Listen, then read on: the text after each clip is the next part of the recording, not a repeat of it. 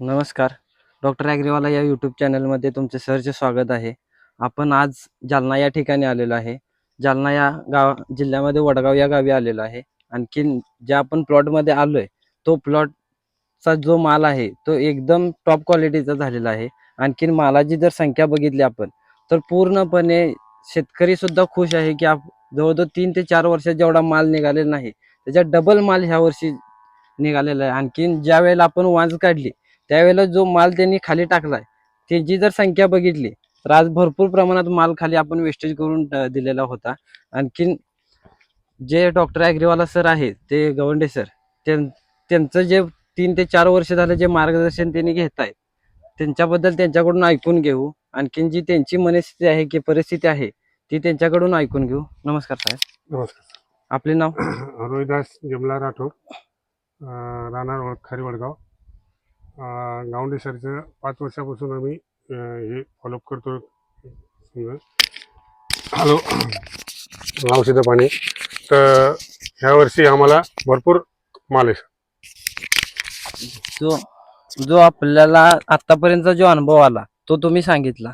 इथून पुढचा जे सकाळी जे तुमच्याजवळ एक व्यक्ती आलेली होती, त्यांनी काय काय बोलले त्याच्याबद्दल पण तुम्ही जरा थोडं ते इथे येईल आलते, त्याने बघितलं पूर्ण प्लॉट मध्ये बघितलं, त्याने म्हणे एवढं छान प्लॉट आहे म्हणे, तर नंबर 1 वर प्लॉट आहे म्हणे आपल्या इकडे, असं सांगितलं त्यानं.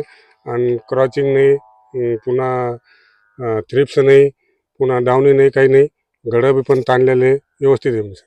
आणखीन आता आपण गवंडे साहेबांचे मार्गदर्शन ऐकू. तर शेतकरी मित्रांनो नमस्कार. सर्वप्रथम आपल्या युट्यूब चॅनलमध्ये सगळ्यांचं स्वागत. अभिजितने सांगितल्याप्रमाणे आपण आज जालना जिल्ह्यामध्ये आपण आजचा व्हिडिओ या ठिकाणी देत आहोत. आजच्या व्हिडिओचा विषय सुद्धा तितकाच महत्त्वाचा आहे. व्हिडिओ नक्की शेवटपर्यंत बघा, कारण व्हिडिओमध्ये सध्याच्या वातावरणामध्ये तुम्हाला 30 ते 50 दिवसामध्ये येणाऱ्या अडचणी, त्याचसोबत बऱ्याच विभागामध्ये मध्यंतरी पावसाचं प्रमाण जास्त राहिलं, जे प्लॉट आर्लीमध्ये होते अशा प्लॉटांमध्ये भुरीचा प्रादुर्भाव दिसायला लागला, त्याचबरोबर जे प्लॉट पावसामध्ये असतील किंवा बोगा स्टेजला पावसामध्ये असतील अशा ठिकाणी आज कुठेतरी डावणीचा प्रादुर्भाव त्या ठिकाणी दिसतोय. आणि याच्यासाठी आपण कोणत्या फवारण्या 30 ते 40 दिवसामध्ये घेतल्या पाहिजे या संदर्भात आपण आजची चर्चा करणार आहोत. आणि शेतकऱ्यांचा अनुभव पण तुम्ही ऐकला, कारण जवळजवळ गेल्या 5 वर्षापासून ते आपलं मार्गदर्शन त्या ठिकाणी घेत आहे आणि प्रत्येक वर्षी त्यांना चांगलं उत्पादन त्या ठिकाणी मिळत आहे. अतिशय समाधानकारक प्लॉट त्या ठिकाणी आहे. आणि तोच नाही, त्यांच्या गावातील प्लॉट असतील, बाकी इतरत्र आजूबाजूच्या पंचकृषीतील प्लॉट असतील, ते सुद्धा अतिशय सुंदर पद्धतीचे प्लॉट आहेत. जर प्रत्येक शेतकऱ्याच्या प्रतिक्रिया बघितल्या तर नक्कीच प्रत्येक शेतकऱ्याचं की गावामध्ये गेल्यानंतर नक्की चर्चा असते, बरोबर? हो सर. काय सांगाल अजून?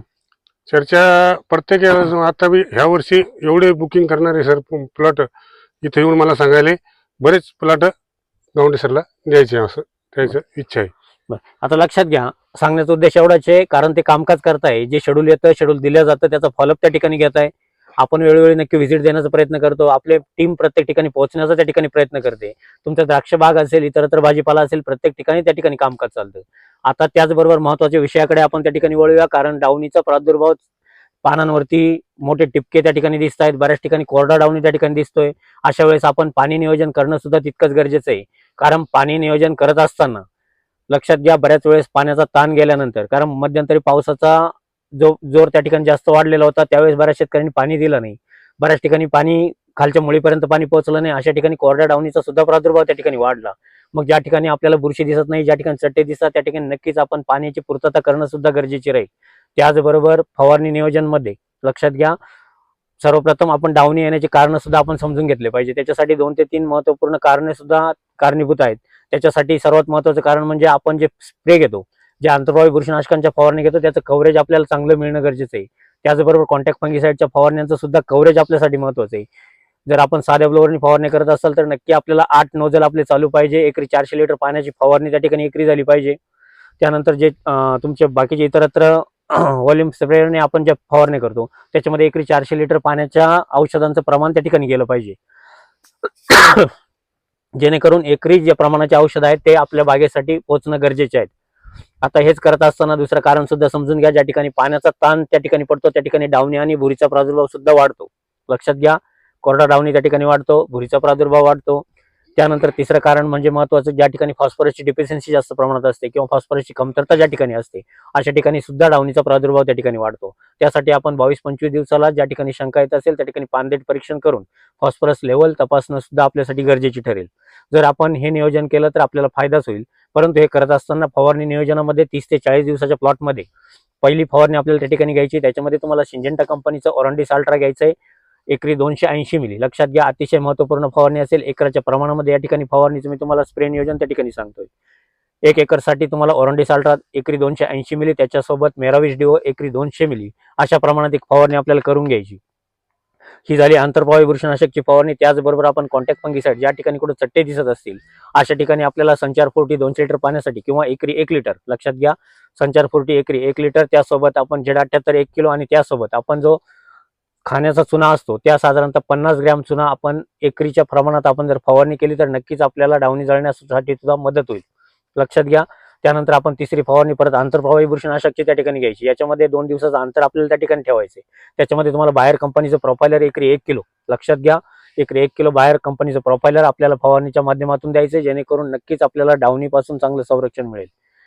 या 3 अतिशय महत्त्वपूर्ण फवारण्या त्या ठिकाणी होत्या. परंतु ह्याच करत असताना आपण शेड्यूलमध्ये जे आपण रेग्युलर दिलेलं असतं मग त्याच्यामध्ये तुम्हाला रॅमको 96 ची फवारणी असेल, मग तुम्हाला धनकीर्तीचं रॅमको 96 एकरी 1 किलो, त्यासोबत मेरिऑन एकरी 80 मिली अशा पद्धतीची एक फवारणी त्या ठिकाणी शेड्यूलमध्ये आलेली असते. ती आपण कंपल्सरी करून घेणं गरजेची आहे, जेणेकरून डावणी असेल, भुरी असेल याचा प्रादुर्भाव त्या ठिकाणी होणार नाही. आता हेच करत असताना आपल्याला शेंडा वाढ झाली पाहिजे, गाड्यांच्या पाकळ्या त्या ठिकाणी वाढल्या पाहिजे, याच्यासाठी सुद्धा आपण फवारणी घेणं गरजेचं आहे. मग त्याच्यामध्ये तुम्हाला GA सोबत, लक्षात घ्या, तुम्ही फर्स्ट डिप जरी करत असाल तरी GA सोबत आपल्याला साधारणतः 10 ppm चं GA त्या ठिकाणी घ्यायचं आहे. त्यासोबत रुबिकॉन कॅल्बोन ॲग्रोचं 200 लिटर किंवा एकरी साधारणतः 1 लिटर आपल्याला त्या ठिकाणी रुबिकॉन त्या ठिकाणी गेलं पाहिजे.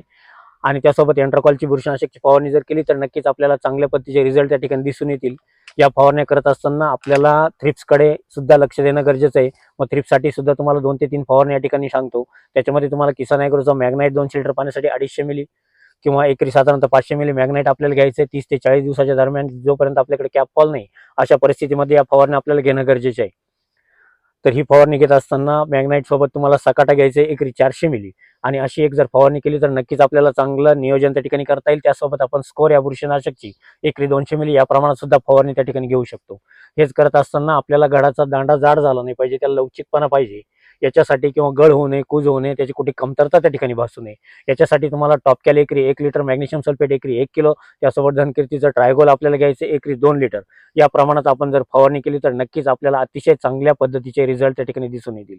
अशा पद्धतीने नियोजन केलं तर आज जो तुम्ही झाडावरती माल बघताय तो नक्कीच स्प्रेच्या मार्फत त्या ठिकाणी झालेला आहे. जर बघितलं तर अतिशय सुंदर पद्धतीची बंच साईज त्या ठिकाणी बनलेली आहे. त्याच्या पाकळ्या असतील, लक्षात घ्या, तुम्ही कोणताही बंच बघितला त्याच्या पाकळ्या असेल, त्याची साईज असेल, त्याचबरोबर जे आपण मण्यांचं देठ म्हणतो ते सुद्धा अतिशय मजबूत पद्धतीचं त्या ठिकाणी आहे, जेणेकरून गळकूस त्या ठिकाणी होणार नाही. तुम्ही कुठलाही बंच बघितला पूर्ण प्लॉटमध्ये हीच परिस्थिती आहे तुम्हाला बघायला मिळेल. आणि जालना जिल्ह्यामधील ज्याही व्हिडिओ तुमच्यासाठी दिले जातात तुम्ही प्रत्येक शेतकऱ्याला कॉल करून सुद्धा तुम्ही त्या ठिकाणी विचारू शकता की आपण हे नियोजन केल्यानंतर नक्कीच त्याचा फायदा किती प्रमाणात होतो. आणि याच्यानंतर जे आपण पुढील एप्रिल छाटणीच्या ज्या बुकिंग शेतकरी आजही करून ठेवत आहे त्या शेतकऱ्यांसाठी एक महत्त्वपूर्ण सूचना असेल की आलेलं शेड्यूल महत्त्वपूर्ण व्यवस्थित फॉलोअप करणं, एप्रिल छाटणीला माती परीक्षण त्या ठिकाणी करून घेणं, जेही आपण शेड्यूलला दिलेलं असतं त्याचं कंपल्सरी पालन करणं. जर आपण ते व्यवस्थित केलं तर ज्याही प्लॉटांना आतापर्यंतचा अनुभव आहे, इथे बऱ्याच शेतकऱ्यांना आहे की ज्या ठिकाणी 3-3, 4-4 वर्ष प्लॉटांना माल आले नाही, जे शेतकरी बाग तोडायला तयार होते अशा ठिकाणी सुद्धा माल त्या ठिकाणी चांगले आले. आणि आज ते शेतकरी इतके खुश आहेत की प्रत्येक झाडावरती अर्धा माल काढून टाकावा लागला आणि अर्धा माल झाडावरती आज शिल्लक आहे. मग जर ही परिस्थिती जर प्रत्येक शेतकऱ्याची आणायची असेल तर प्रत्येक शेतकऱ्यांनी शेड्यूलचा फॉलोअप करणं गरजेचं आहे. ज्याही शेतकऱ्यांना प्लॉट बुकिंग करायचे असेल त्यांनी नक्की प्लॉट बुकिंग करून घ्या. तुम्हाला बुकिंग क्रमांक सांगतो 9834252214, 9168 000, 503, 504, 509 या कुठल्याही क्रमांकावरती आपण संपर्क करून आपले प्लॉट रजिस्टर करू शकता. आणि प्लॉट रजिस्टर करत असताना आपली मातीचा प्रकार असेल, जेही प्रश्न तुम्हाला ऑफिसवरून विचारले जातात त्याची व्यवस्थित पद्धतीने उत्तरं देऊन नक्कीच आपण चांगलं नियोजन त्या ठिकाणी मिळवू शकता.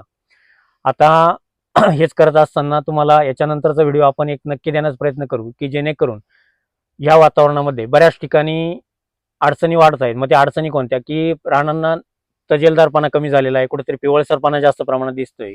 मला इतर बऱ्याच शेतकऱ्यांचे कॉल येतात की आमच्याकडे हे प्रॉब्लेम येत आहेत, दिवसातून कमीत कमी 100-150 कॉल असे येतात की प्लॉटला कुठेतरी शेंडाच नाहीये. तुमच्याकडून मला कॉल आले बरेचसे की प्लॉटला शेंडा नाहीये, कुठेतरी गडता आणत नाहीये, कुठेतरी त्याचा प्रॉब्लेम तयार होतोय, खूप पिवळेपणा दिसतोय. तर याच्यासाठी स्पेशली व्हिडिओ तुमच्यासाठी येत्या 1 ते 2 दिवसामध्ये नक्की असेल. तर शेतकरी मित्रांनो काय करा, ही जी व्हिडिओ असतात हे व्हिडिओ आपले युट्यूबला असतात, फेसबुक पेजला असतात, इन्स्टा आयडी वरती असतात.